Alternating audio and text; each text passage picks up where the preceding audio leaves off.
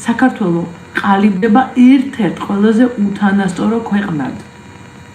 ნახეთ, როდესაც საკუთარი თავისთვის აიწიეს ხელფასები, პარლამენტის წევრს 10,000 ლარი ხელფასი. ეხლა გამოვიდა სამთავრობო ტელევიზიაში პირი, რომელიც პირველად დავინახეთ, ძლივს ლაპარაკობს ხალხმა, კითხულობდა ხურცლიდან და მას აქვს ხელფასი 9,000 ლარი. მე მინდა რომ ამაზე დაფიქრდეთ.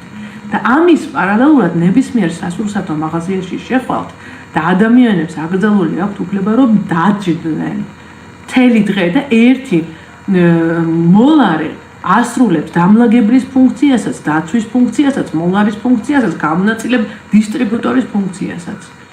და ხელფასი აქვს 900 ლარი. ეს არის მონობა. და კიდევ ერთი რაღაც მინდა გითხრათ, რომ ამ კაცს ივანიშვილს და მის მომსახურე ირაკლი სოფიას სიტუაცია უნდა სწორედ ამისთვის, რომ საქართველოსთან აქედან მონების შექმნა უნდა მოხდეს. იაფი მუშახელის, რომელსაც არც გასაქცევი არა აქვს, აი კანონს რო იღებენ უნივერსიტეტებთან დაკავშირებით.